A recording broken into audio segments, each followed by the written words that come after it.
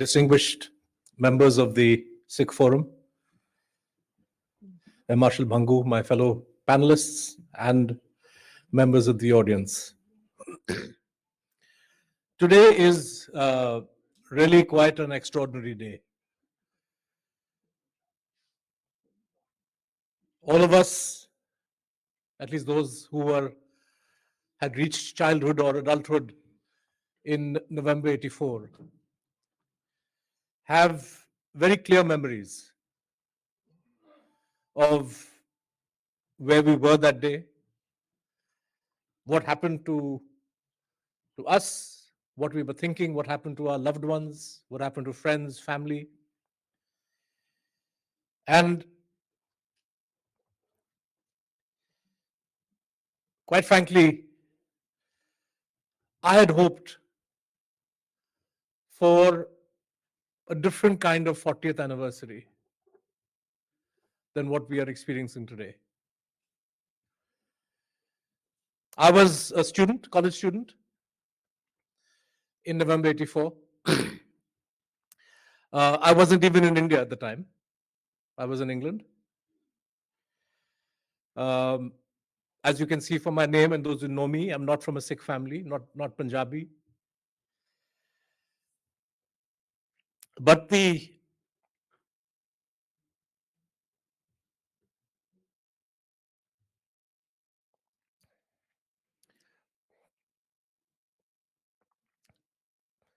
didn't make the pain any less. To imagine what is happening in the capital city of your own country, by those elected to protect citizens, under the watchful eye of men in uniform, who all had taken oaths on the Constitution to uphold law and order, under the watchful gaze of reporters and editors, whose job it was to report truthfully, accurately, and honestly what is happening in society, what's happening in the country, what's happening on the ground. Under the watchful gaze of men and women in black coats, the judiciary, whose job it was to do complete justice and to hold the executive to account. All of this happened from October 31st, 1984 onwards. It happened under the watchful gaze, and this I find particularly astonishing and unbelievable, that this could happen in a city that was then the site of visiting dignitaries from all over the world. So the entire gaze of the world leaders, world media was on India and Delhi at the time. And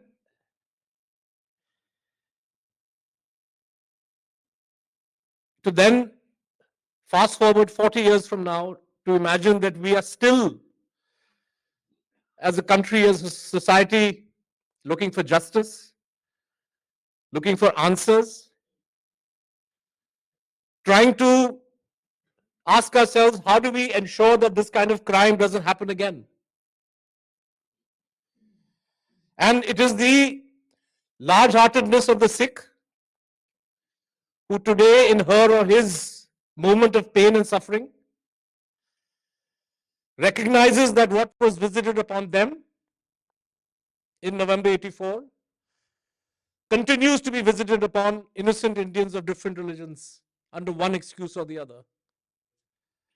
And no Sikh sees her or his struggle for justice when it comes to 84 as any different from the struggle for justice of the people of Malyana and Hashimpura near Meerut, who were killed in 1987 by members of the Uttar Pradesh Provincial Armed Constabulary, or the victims of Gujarat in 2002, or Muzaffarnagar or Assam. And all of you feel the same sense of that wound being reopened every time you hear a leader, a prime minister, a minister, a chief minister talking communal filth against Muslims in the current scenario, or against Christians, under one pretext or the other, spreading hate, trying to divide Indians. I don't think in November 84, even in the darkest of days of that time, we had imagined that 40 years from then, India would still be saddled with this kind of nonsense. Friends, this session is on violence, memories, and pain. The pain, as you know, never really goes away, because a genocide was attempted in one's own home, by one's own, not to put too fine a point, by one's own government. How does that pain ever go away? The pain stays and gets worsened because of the forgetting and the silence that surrounds us. The forgetting and the silence which followed, the ease with which people in this country and the world went back to their normal lives, the ease with which they then allowed similar crimes to be committed in their names. And the question of memory is really a question of who remembers and who forgets. I applaud the Sikh Forum for organizing this event today.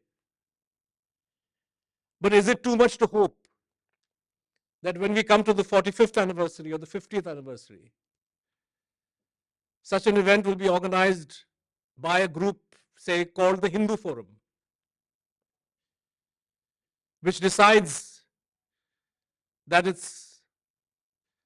what happened in November 84 was an affront to India, was an affront to everybody who tried to act and commit crimes in the names of Hindus?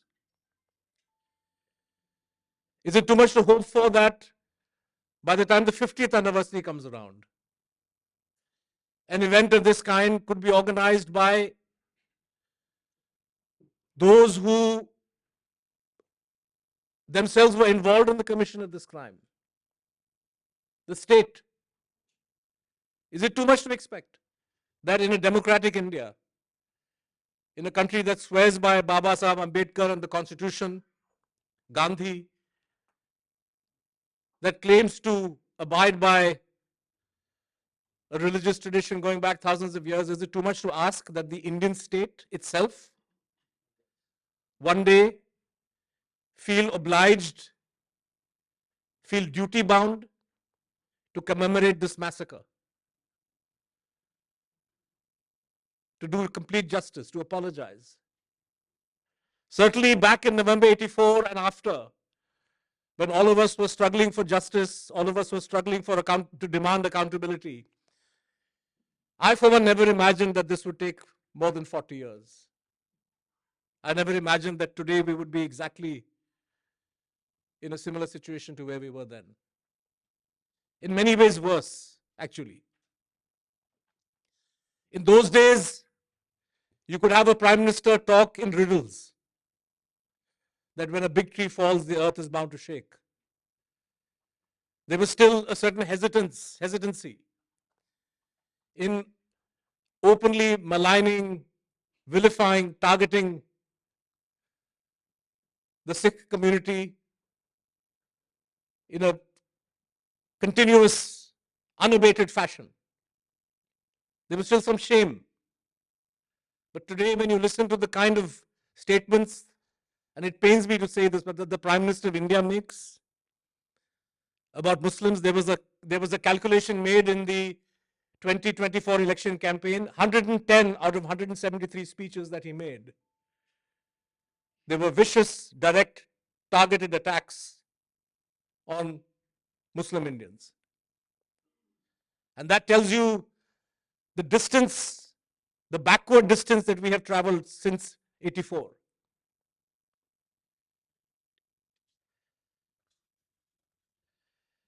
Friends, it's not the crime. People often say, because cases are dragging on, and we're going to have a session that's going to look at the problem of justice, the functioning of the legal system. And in many, many cases of mass crime, the fact is that the record of punishment is pathetic. Courts, police all throw their hands up and say, we can't do anything about this. Guilty, walk free. But in my view, it's not the crime and the evidence of the crime that you collect which explains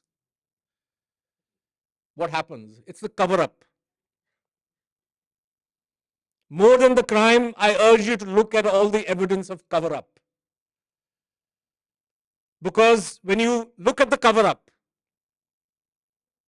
you then understand who had an interest in committing this crime and therefore who committed this crime. I can accept, for argument's sake, that a prime minister who was 2 days into the job, who had no political experience, was not paying attention to what was happening before his own eyes in the city. But a month later, 2 months later, 3 months later, to not want justice to be done to your own people, to not ensure that those who are involved in this violence are thoroughly investigated, that to my mind is unforgivable. The Chief Minister of Gujarat can say, I got a clean chit for what happened in 2002. But can he answer why he did nothing to investigate the crimes which took place in Gujarat under his own watch? Why it was necessary for cases to be moved out of Gujarat to have justice done? So it's the cover-up that tells you everything you need to know about the crime.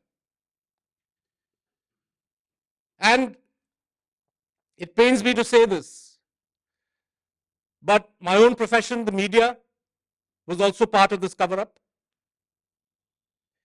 You have to read media coverage of 84. The Sikh Forum has brought copies of Who Are the Guilty. It took, 2 or 3 weeks after the genocide for the facts to be brought out before the people of India in the form of booklets. This at a time when we had a thriving, India takes great pride in having a free press. But if you read the papers of those days, other than stray observations about how violence took place and the police did nothing, you will find no information at all about the presence of politicians like Jagdish Titler or H.K.L. Bhagat or Sajjan Kumar in the newspapers of the day. You will have no evidence of the fact that the police allowed the massacre to happen on its own watch. And I cannot think of a bigger failing than what the media did at the time. Worse, I would say that sections of the media then were also enablers in spreading rumors, spreading hatred against Sikhs. You recall the kind of coverage that took place throughout 1984, blaming ordinary Sikhs for acts of terrorism, blaming ordinary Sikhs for the killing of Hindus in Punjab, helping to fuel and spread rumors of one kind or the other. And today when you turn on the television and you watch in these Godi channels, program after program, anchors, guests spewing venom and hatred against Muslims, you see, and before your own eyes, the role of the media as an enabler. And it also pains me to say that the judiciary and that category, unique category of Indian person known as a retired judge, has also served, they've also served as enablers. One man, Ranganath Mishra, who was entrusted with doing the kind of work that PUDR did in 2 weeks. Justice Tarkunde, Amiya Rao, there were 3 reports of this kind that came out. In 2 or 3 weeks, they gathered all the evidence that you needed. And it took Ranganath Mishra, God knows how long, to decide that nothing could be found. He then goes to the Rajya Sabha.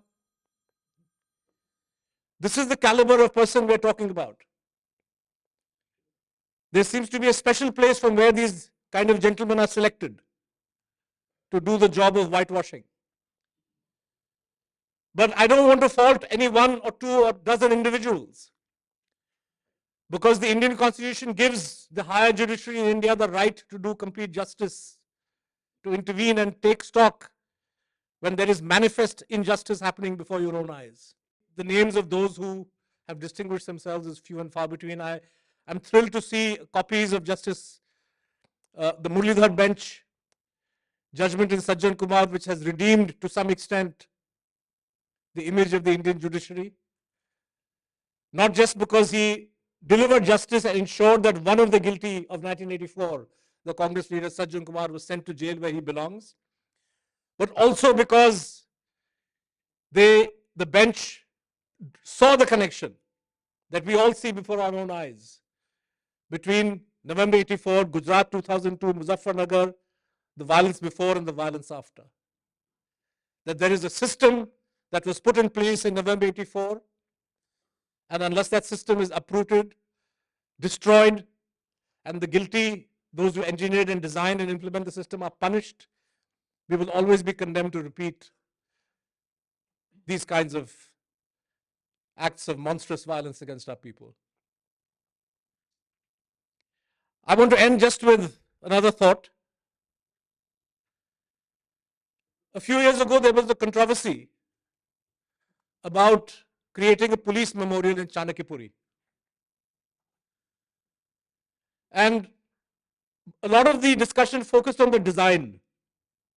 What kind of memorial is this? It looks ugly and so on and so forth. And me and some friends were discussing that there should be no memorial for Delhi police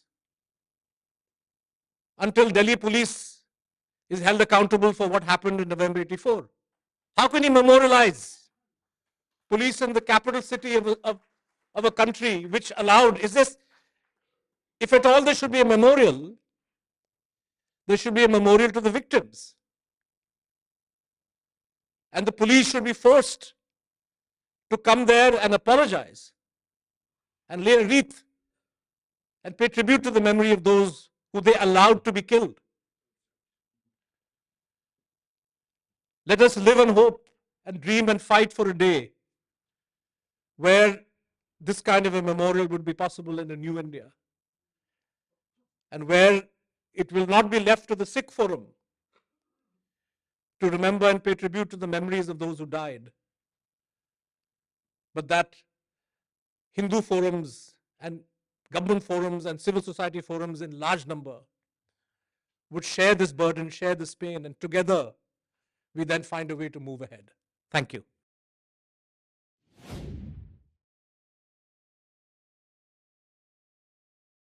1984 के कत्लेआम के बारे में कितनी फिल्में बनी हैं। अमू एक film याद आता है मुझे, सोनाली बोस की फिल्म। माचिस में थोड़ा सा जिक्र है 84 के कत्लेआम का, but pretty much that's it. Punjabi वाली फिल्म नहीं है, लेकिन जैसे खालड़ा पे फिल्म बनाने की कोशिश की जा रही है उसको दबाने की भी कोशिश की जा रही है।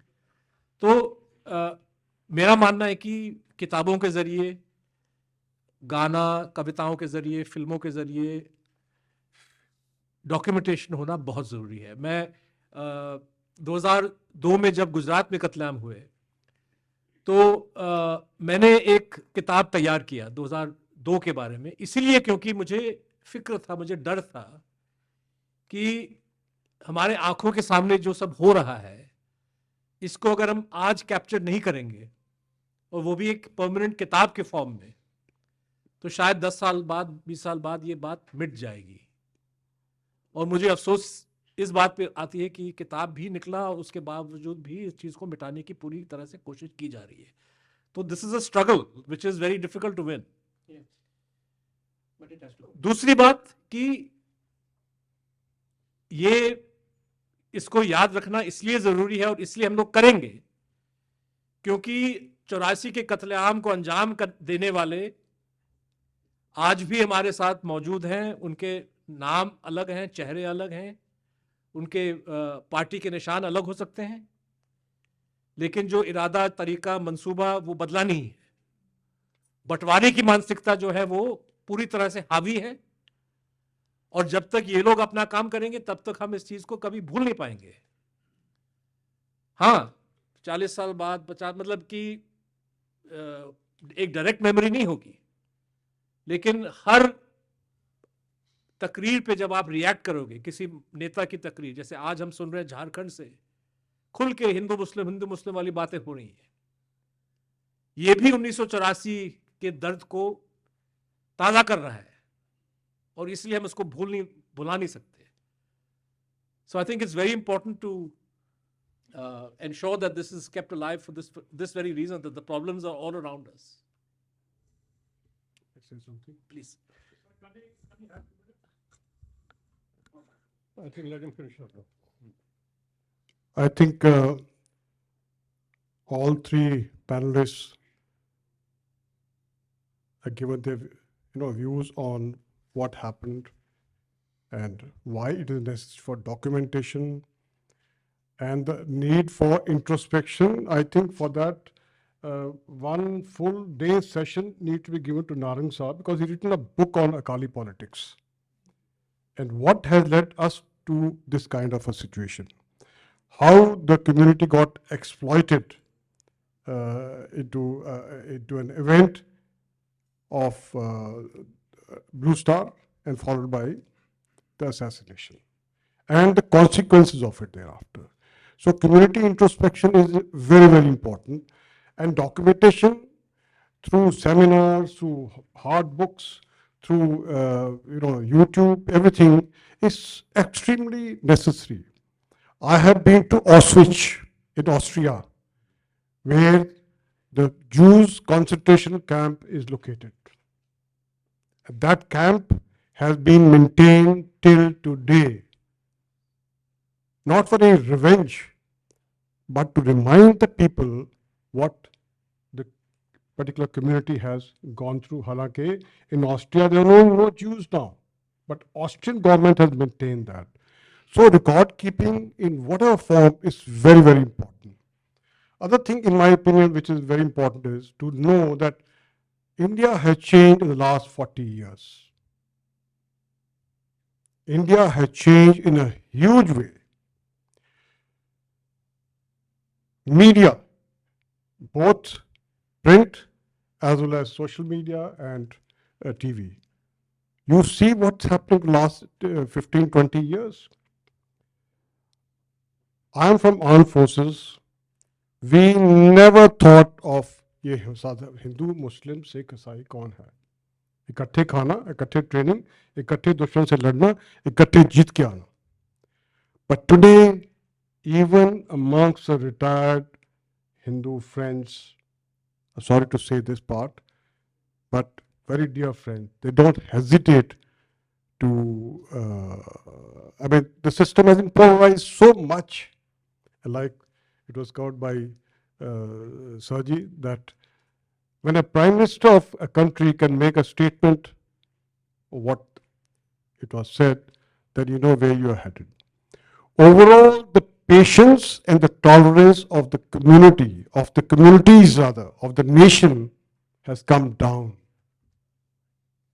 This is a hard reality. It's a hard reality.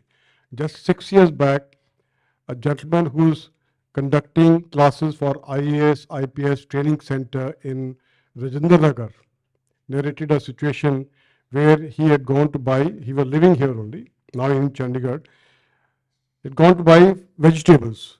At the vegetable vendor, there was a lady who was discussing, or rather in conversation with the vendor, bargaining on the price, and that guy is saying, madam, hum to गरीब आदमी हैं, ये है.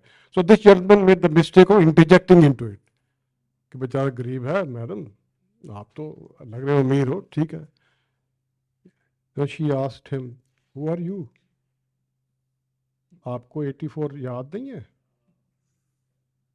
What I'm trying to say is, the memories have not faded away. Environment has changed. Media, I would say, is more negative than the positive. The polarization at its peak happening. Our next generation of the community has to live in this environment. We all have to live in this environment and survive. The biggest factor of the Sikh community is resilience. Even having, pre-partition, in our history, where there were time, during the Mughal time, there was a bounty on a Sikh head. You bring a Sikh head and you'll get so much of reward. These are realities. These are realities of today. Yet within that, and classical example is, I would say, with a lot of respect to Fulka Sahib, persistent effort over so many years, which has culminated in some kind of a justice. And remember, 84 happened. Thereafter, as Sir covered, Gujarat, Delhi the latest. What has changed? Nothing much. Nothing much. So when the state gets involved directly or indirectly, it's not a good thing for the future of the nation. Yes, we are progressing, our economy is going up, everything, but it's basically not good for the nation. So documentation is very important. In whatever form, conduct of seminars, remind the younger generation, they can read in their own time, translate into Singh, look at our own politics, what's happening. I'm saying Akali politics, the dominant politics. And look the way the nation has changed over the 40 years, environmental factor, media, polarization, patience less, tolerance less, all combined. This is the reality. Thank you very much.